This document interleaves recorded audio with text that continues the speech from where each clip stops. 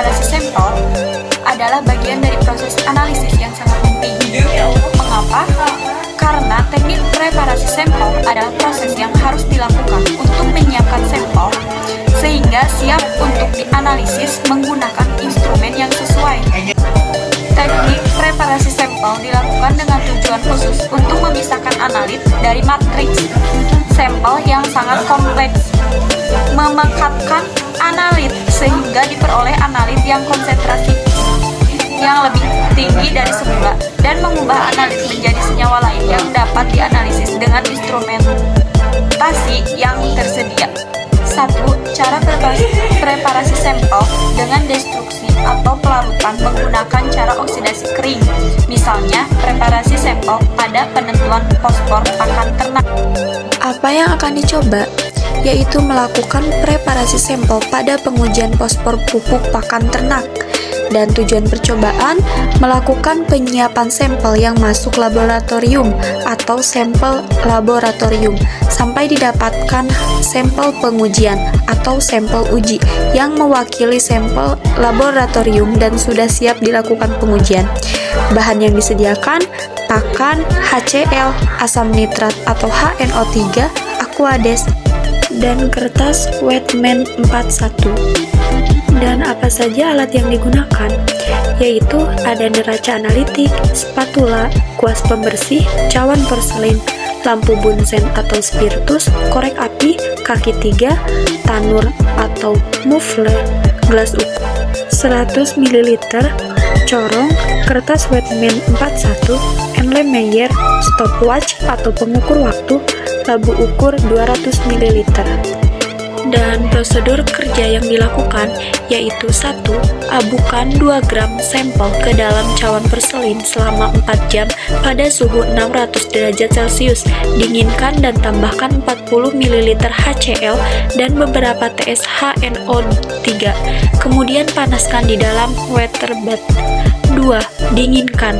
Pindahkan secara kuantitatif ke dalam labu ukur 200 ml. Tepatkan dengan Aquades sampai tanda batas. Saring dan tampung aliquot yang mengandung 0,5 sampai 1,5 mg P dalam 100 ml labu ukur. 3. Tambahkan 20 ml per reaksi molibdovanadat, encerkan hingga tanda batas dengan H2O, aduk merata. 4. Biarkan larutan selama 10 menit. Preparasi sampel pada pengujian kadar fosfor pada pupuk NPK. Terlebih dahulu kita harus mengetahui tujuan dari praktikum ini. Tujuannya yaitu melakukan penyiapan sampel yang masuk laboratorium sampai didapatkan sampel pengujian yang mewakili sampel laboratorium dan sudah siap dilakukan pengujian. Bahan yang terdiri dari pupuk NPK, asam nitrat, Aquades, kertas Wetman 41.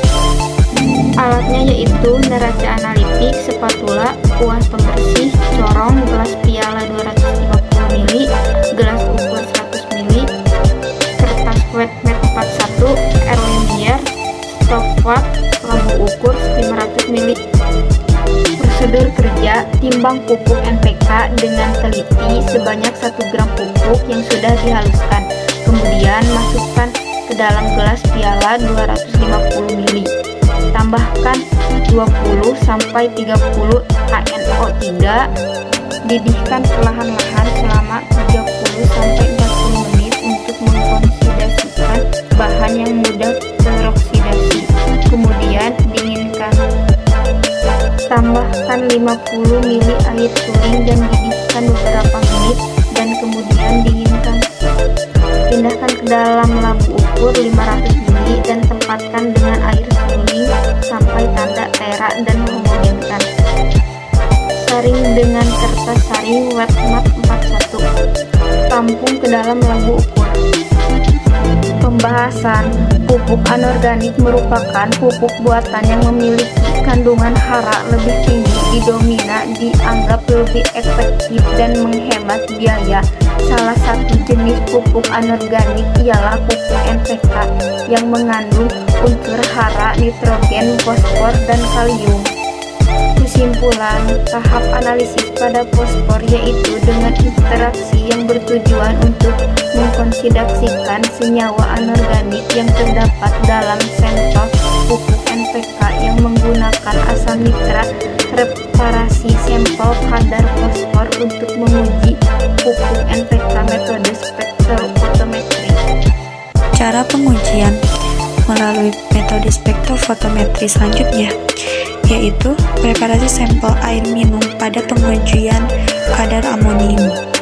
Apa yang akan dicoba yaitu melakukan preparasi sampel air minum pada pengujian klorida, dan tujuannya melakukan penyiapan sampel yang masuk laboratorium atau sampel laboratorium sampai didapatkan sampel pengujian atau sampel uji yang mewakili sampel laboratorium dan sudah siap dilakukan pengujian. Dan bahan yang diperlukan adalah air yang diuji, fenol, natrium nitrocrusida, aquades.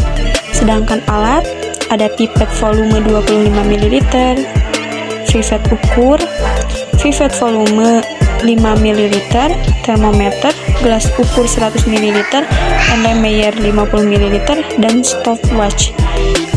Prosedur kerja: 1. Pipet 25 ml contoh dan masukkan ke dalam Erlenmeyer 50 ml, tambahkan sambil langsung dikocok tiap masing-masing penambahan 1 ml larutan fenol, 1 ml larutan natrium nitrocrusida, dan 2,5 ml larutan pengoksidasi. 2. Tutup contoh dengan tutup plastik, biarkan warna timbul dalam suhu kamar 22 derajat Celcius sampai 27 derajat Celcius yang terlindung dari cahaya minimal 1 jam. Warna stabil dalam 24 jam. Samaan dan perbedaan sampel uji pada pengujian kadar analit dengan spektrofotometri tipis. Terdapat dua larutan yang berbeda, satu larutan berwarna dan yang satunya lagi larutan tidak berwarna, dan yang satu-satunya lagi larutan yang tidak berwarna diuji dengan spek UV. Memiliki panjang gelombang 190 sampai 300 nm. Dipakai untuk aplikasi kuantitatif menggunakan radiasi. Sedangkan larutan berwarna diuji dengan spek visible. Spektrometer visible disebut juga dengan seminar tampak karena larutan tersebut terlihat warnanya dengan mata, yang memiliki panjang gelombang sekitar 380 sampai 750 nm. Sampel yang tidak berwarna tidak bisa diuji dengan spektrofotometri visible. Jika ingin digunakan sampel yang tidak ada warna, harus diberi dulu warna atau dibuat berwarna dengan menambahkan reagen yang spesifik. Ada reagen form. Persamaan spektrometri UPP dan visible